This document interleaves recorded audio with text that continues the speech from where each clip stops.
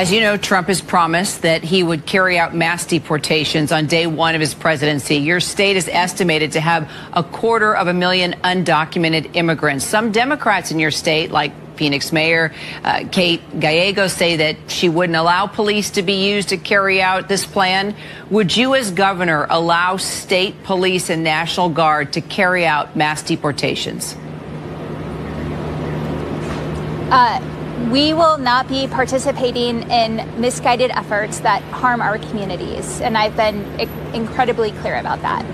What happens to a mayor or a local police department chief that is under Democratic leadership that obstructs ICE in your federal agents that are helping get these deportations? What happens to them? Well, first of all, if they don't help us get the hell out of the way, we're going to do it. If I got to send twice the amount of resources to that city, that's what we're going to do. If they would give us access to the jail, that would mean less agents in the community. For them pushing back and not letting us in the jail, it just means more agents are going to be in the community, so they're hurting themselves. Finally, I'll say this. They need to educate themselves. They need to review this. Title 8, United States Code 1324, III. Read about that and don't cross that line, because it is a felony to harbor and conceal an illegal alien from ICE. Read the statute, don't cross that line. So you disagree with mass deportations and the fact that the president-elect says that's what he's going to be working on day one?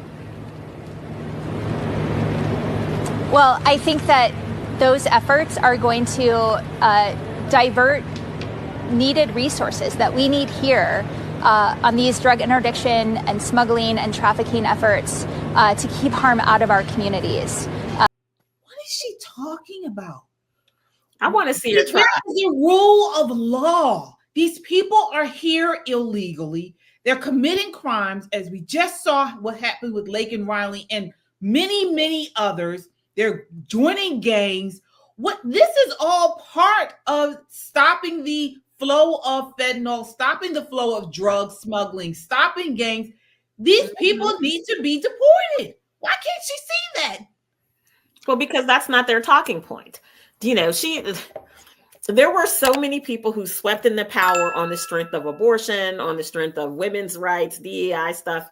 So in comes this president who's coming in with common sense, and we're going to stand on the rule of law. We're a nation of laws, right? And let me tell you, federal law rules immigration, not state law. When you come to this country and you hop that border, it's not on the state, it's on the Fed. And I'd like to see her stop Tom Homan. I'd pay good money. That'd be better than that stupid Mike Tyson fight that I had to watch over the weekend. Right? It would be worth all the bang for the buck. But what they don't understand, and you don't even have to go that far to Arizona. We could stay right here in Maryland, west the mess. You know what I mean? Doubling down on dumb.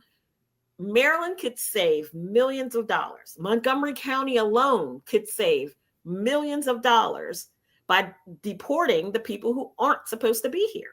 That's right. You talk about schools, population health, because, you know, they have to live in clusters on top of each other. They don't come here wealthy. They're not, you know, getting a McMansion somewhere in Bethesda. They're in Tacoma, on the barrio side of Tacoma.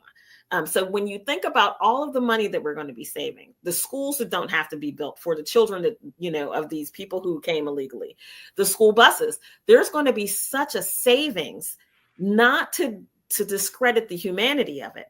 But if you really want to come to the United States, follow our law, follow our processes, treat us like you treat Canada. You don't see people hopping into Canada and staying, or better yet, try to go to Mexico and overstay your visa.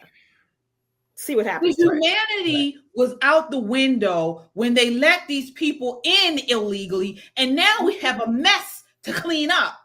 Tyrone, what are your thoughts on this?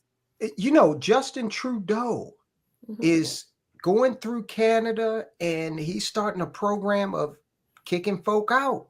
Okay, now if Justin Trudeau is doing, if Castro's love child is doing this, then, you know, hey, this just says this is something that makes sense. We have to do it because, again, we're welcoming boatloads of people immigrate to this country every year legally.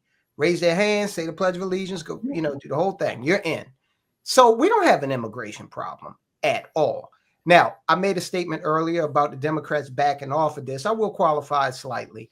One reason they may want to continue to risk bringing folk in and putting them in certain areas of the country is to boost congressional representation in blue states, because, of course, with the increase of population, of course, they would have to have more representation. And money. Right. So that is one thing that they may want to continue to do. But this woman, the governor down there, she just seems par for the course, not a serious person at all, relying on talking points, no conviction, and apparently is not in tune with her own constituency. Didn't that state go red? Yep. Sure did. Yeah, I don't know. Carrie Lake did she didn't win. Carrie Lake didn't win, but I think they got for Trump. 3 other people definitely went for Trump, but 2 or 3 other people got elected. Right. The problem that Katie Hobbs is going to have is that, the time is up. She's a Johnny come lately to a party that's already over. The time is up on this DEI woke, abortion. America's had enough. We've had our fill. You've made us feel really, really bad about not supporting your crazy for about 8 years, and we're over it. We have had enough. And the people of Arizona, definitely a border state, they have seen far more than the people in New York have. And now you hear the mayor of New York going, let me rethink this, because this is just too much. I'm being over. Oh, no, I know, Mayor Adams. State. When you think of 250,000 people who live in your state are there illegally, the drain on the resources, and she's talking about resources, you would have plenty of resources if you did not have to care for these people who don't belong, who simply don't belong. And let me say this as a Black person, because people say, well, how could you say that as a Black person, blah, blah, blah. My American citizenship was paid for with the blood, sweat, and tears of my ancestors. That's right. Make no mistake, this is my nation. That's right. And that border is not designed for you to jump when you want to. You have to come in through a legal port of entry, dance to the music. Although we didn't have that opportunity, we paid for it dearly in blood, sweat, and tears. Right. So miss me with that, we're kindred. Absolutely. We're not kindred. No. We're not. We are not the same.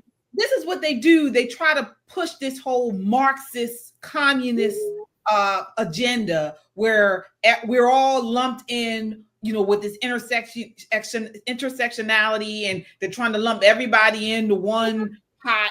We are supposed to, understand and connect with the Palestinians, with the, gays, transsexuals.